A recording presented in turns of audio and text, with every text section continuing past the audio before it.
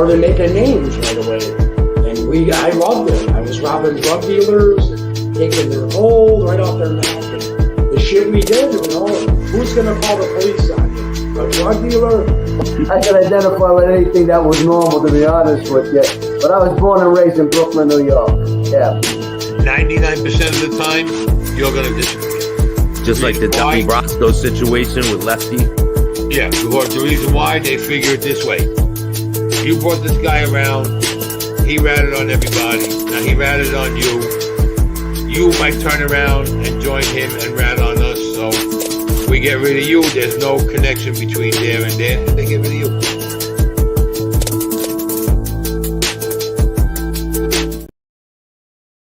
Irish, half Italian, born and raised in Chicago. My Irish side was my mother's side. My Italian side, my dad's side. Okay.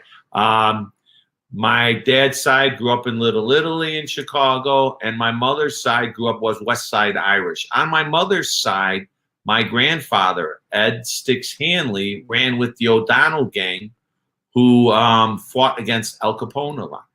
Okay. In fact, on my tours, I talk about a story where Al Capone was in the car and they had a shootout, okay, where one of the state prosecutors died.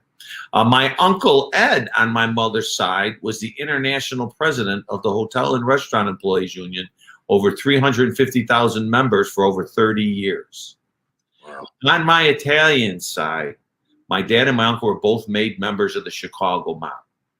So I always say I was kind of born into this. Yeah. In Chicago, you're not supposed to bring your kids into this life. So also in Chicago, a lot of times they would learn from their mistakes that were made in New York, because a lot of originators from New York came over to Chicago through the history. So they went more underground because, they had no enemy, the FBI. So they're trying to go more legit, go more underground, get away from violence. Chicago went underground. So a lot of people in Chicago, it was hidden. It wasn't out in the social clubs on the corners. So growing up as a kid, I knew my dad was different. Okay, I didn't know exactly what he did. Anytime I'd ask as a kid, he'd say, "Oh, I'm an operating engineer. Here's me. You drive trains?" No. Heavy equipment, operating engineer. Oh, okay. Then articles and other kids in the neighborhood, fathers were the same way. So over the years, and then Godfather came out in 72. I was 12 years old. So we started to get an idea what our dads did, but we weren't supposed to ask questions, and we knew it, nor did we care. Bill, it wasn't like we hung on corners. I was going, man, when I get older, I want to be in this life. I want to go to college. I wanted to be a lawyer. I played sports.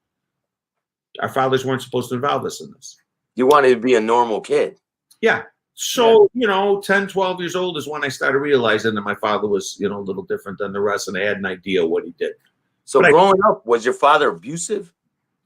It was funny because as a kid, now back in the 60s, discipline, you got spanked, you got slapped on the hand, you got cracked in the back of the head, you got your ear pulled. It was normal. If you disrespected somebody, a lady or something like that, you get a biff in the back of the head, right? We used to call it a paliat.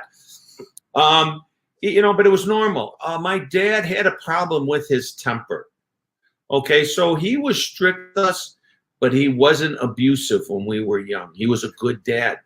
Yeah. What changed him over the years was this life. So were you seeing like a lot of, negative consequences from his actions in that life? Not till later on. So when I'm young and, when I'm a teenager, my dad starts grooming me and my brother, because my older brother was 11 years younger than me. And when I say grooming, it's like any father does. They want to teach their kids a little bit about life, a little bit about the street. My dad would say, I want you to go to school, learn book smart, and I'm going to teach you about the street. And you use both of them in life. And so he'd give us these little tasks to do. Me, I wasn't paying attention. I mean, a kid, I want to go hang. I want to play sports. So I did them. And the more I did for him and the better it was, the more he started to see of him in me and started taking me more and more. Because of what kind of things did he have you do? He tested me. One thing he's seen was, and I talk about it in my book, was, one day a guy came father in the driveway, and it was a lot bigger than my father. And I'm just a young kid, and I see the guy yelling at my father. And my father gets right up in his face, but, you know, he's lower than him. Well, I run in the garage, and I grab a baseball bat because the garage door's open. So I'm walking up on the side of the guy with this. I'm just a teenager with the baseball bat. I figured this guy tried someone to hit him with the bat. Yeah. My father seen it. The guy backed down right away to my dad and walked away. I went and put the bat back. I didn't know, pay much attention to what my father seen. So that impressed him, that even as a young kid, and I wasn't a troublemaker. My father hated bullies. No, I'd actually cry if I got in a fight because I wanted to be with everybody. Yeah. I was so shy. I didn't even want to go to birthday parties because I thought everybody was going to look at me when I walked in the door. You know, so it was a problem I had with my shyness, but he knew that I had balls. Yeah. Okay. And then he tests me with stuff like, you know, one time I'm washing his car. You know, I'm 15 years old. I'm washing his car. I go to lift up the mat to vacuum under the car mat, and there's a whole pile of 50s and $100 bills. I'm like, oh, my God. I close the door. I run upstairs and say, hey, Dad, do you know what's under your mat? He goes, yeah, you touch any of it? I go, no. He goes, then go finish the car. So it was little tests like that. He'd take me for rides if he was going to meet somebody. I'd wait in the car. He'd come back. He'd talk about life. He'd talk about girls. You know, he'd just talk about like any father would do. And so when you're on the streets, though, as a young child or a teenager, are there expectations of you on the streets to live up to your father's reputation? Not in our neighborhood, no. Like I said, because of the fact it was pretty well known in Chicago that you're not bringing your kids into this life, so you're not expecting them to be a certain way. Yeah. Yeah. I mean, you have your own expectations in life, you know. I mean, again, you know, I was good in sports. You know, I won the Golden Gloves when I was 19, undefeated.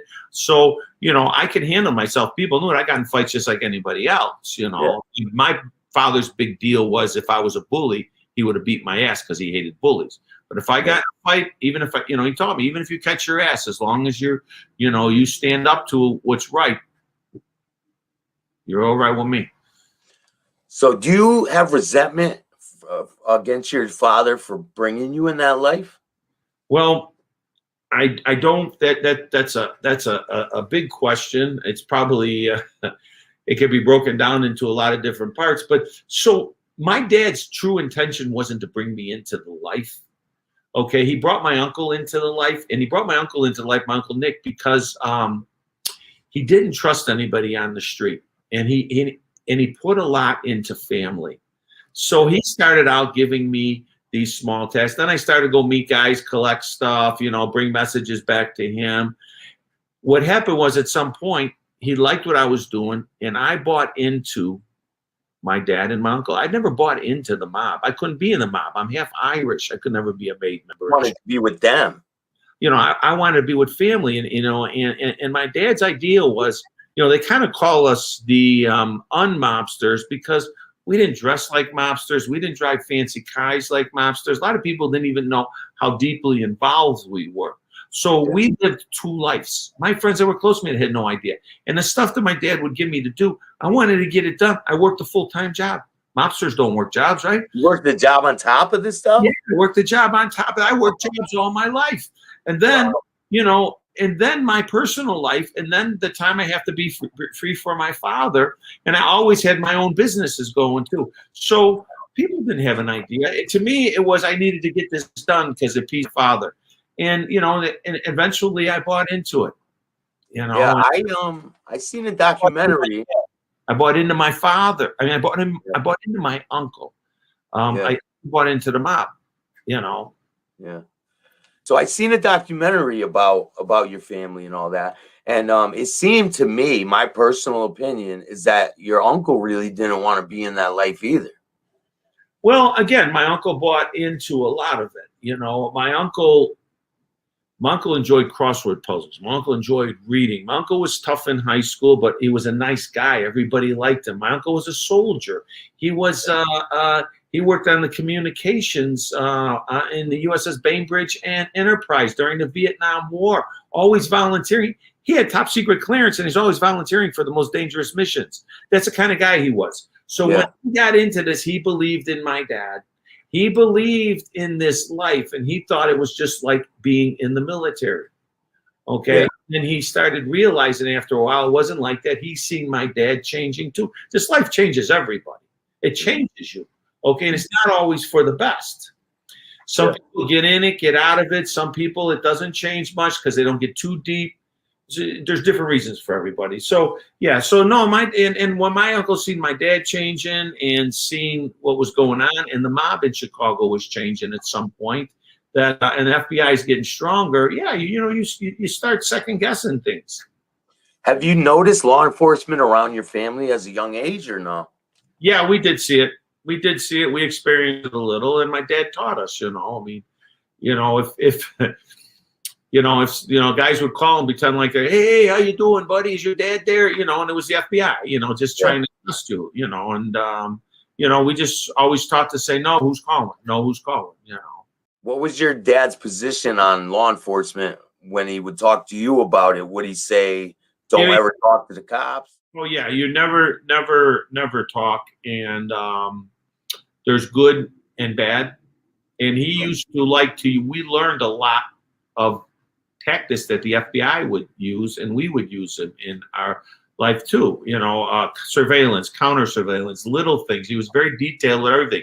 Look, I don't care if you're hungry and you go to McDonald's and you buy a to-go bag because you're walking down the street to meet somebody. No, don't ever carry a bag.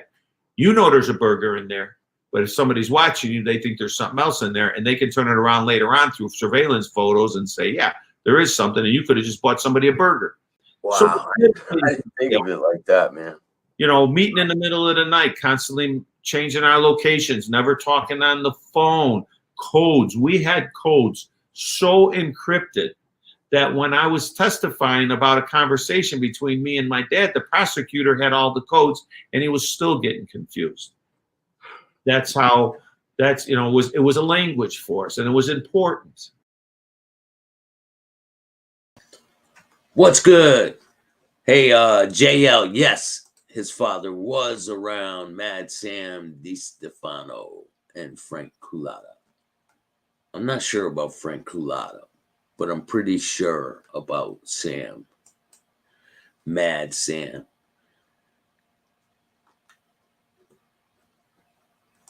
Shout out to everybody who took the time to watch my show. I appreciate you. Thank you. So I got a lot of content I'm going to be dropping. There's tons of interviews. My bad. My connection keeps going out. But I have a bunch of content lined up for you guys. So things are only going to get better. How come Kurt wasn't called to testify? I don't know, man. It's a good question. Cartel Queen, JC, how are you? Shout out to you, man. I'm doing great. So I have big plans for the future. And things are only going to get better. So the news is pretty nuts. Doesn't surprise me. And shout out to Thomas Berryman. If you guys haven't seen, I did an interview on his show and it came out awesome. Shout out to him. I'll share his channel on the community tab.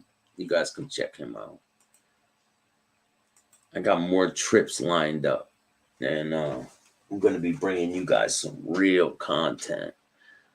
And if you guys haven't seen, I dropped a bunch of videos. The Sandstone Cave video, that was pretty crazy. There was a trampoline. Paul Tanzo is the man. Bobby the Priest definitely sinning, ain't he? Hey, man, I don't know. I don't know about all the ins and outs of everything that goes on up there. Buffalo Billy, what's up, man? Shout out to Paul Tanzo. Shout out to Jeffrey Sussman. Shout out to Vic Ferrara. I got a lot of really good interviews I'm going to be dropping. So part 3 of Jeffrey Sussman is going to be coming up. Part 2 of Vic Ferrara is going to be coming up. I have some interviews with some females from Boston that I'm going to be dropping soon. So you guys could see the other half, how the females are from Boston. You know, the ones who have lived on the edge, a little rough around the edges. But everyone loves those stories. Mobland, what's up, man? So I'm going to be dropping some interviews with some females from Boston. I have a documentary that I've been working on with Mr. Chad Marks. There's so much I have that's going to be coming in the future. Let me play something for you guys.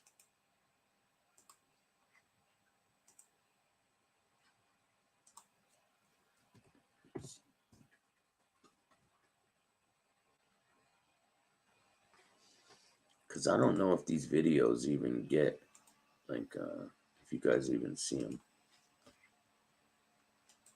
Maybe you do.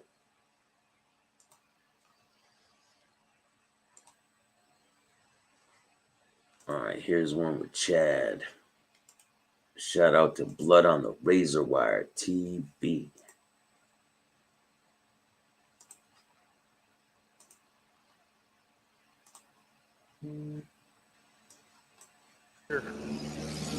This is where I ended up being sentenced to 40 years. This building right here, man.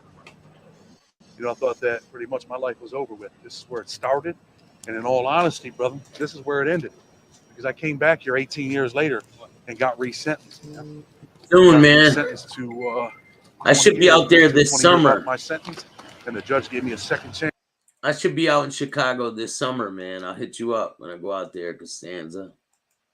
Definitely. Check out this clip from the documentary with Chad Mark. This is where I ended up being sentenced to 40 years. This building right here, man.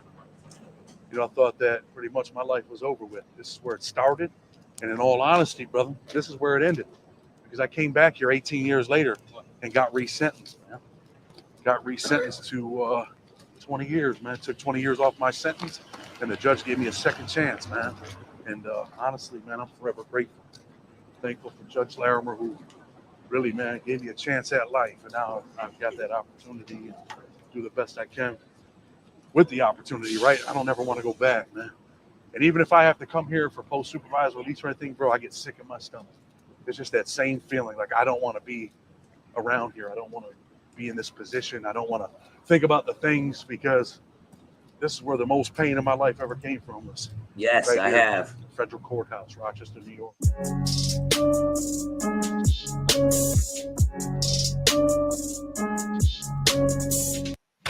Possibly going to be speaking with him when I go back to Boston.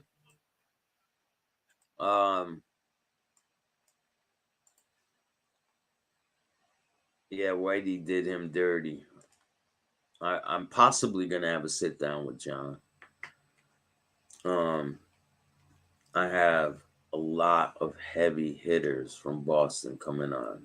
Shout out to Eddie Patola, Free Gigi. I'm working on a Boston documentary with Eddie, Gigi, and the whole aspect of what happened up there with Cadillac Frank Salemi. And if you guys don't know who Gigi is, Thomas Berryman TV. Shout out to you, man. Go check him out. He said Bill Staxx, the legend. Thomas Berryman has a great... Damn. Shit keeps going off. Hold on.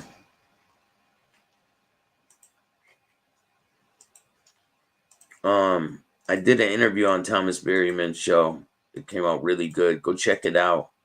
I'll put a link in the description of this video if you guys want to check it out. Cartel Queen. Mr. Cartel Boss. You guys are all great.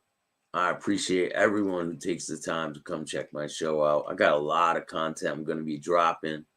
And here, let's play the rest of this. This is when I first met Chad. Hey, look who I just bumped into. Chad Marks from Blood on the Razor Wire. What's good, man? I was in the neighborhood, man, so I stopped by. What's up, bro? What the hell's going on here? At the light, Avenue. What's good, everybody? I'm with Chad Marks, man. We're about to get some Blood on the content. Razor Wire TV. With Bill Staxx in the house. Yeah, man. Came all the way out here to see my man. We're gonna At get the some light, stuff turn done. right onto What are Kelly these, the Street. projects? Then turn right onto The Lewis. projects, man. Show me around Rochester. Stay tuned. It's about to get real. Real and raw.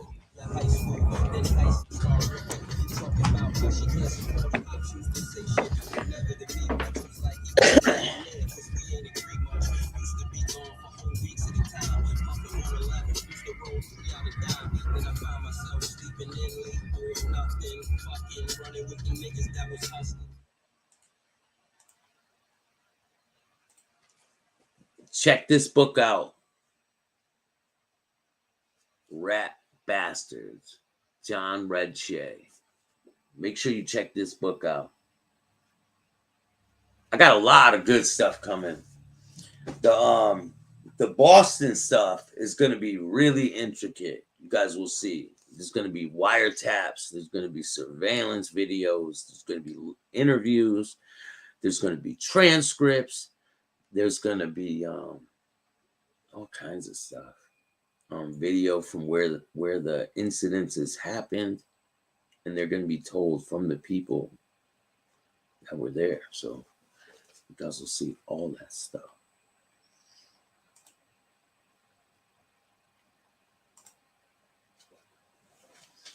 Get this book too, Blood on the Razor Wire by Chad Marks. It's a really good book. You guys will not be disappointed if you get this book. I promise you. But I got some more work to do. I appreciate everyone who takes the time to watch this show. A lot more stuff to come. Go check out some of my past content. There's over, I think, 1,200 interviews that I have done. So go rifle through them. And there's a lot more to come. So if you guys like this type of content, hit the like, subscribe, and notification bell. If you don't like it, hit the like, subscribe, and notification bell. But I appreciate you either way. Hope you guys are all having a great day. And till next time, remember, don't be a bitch.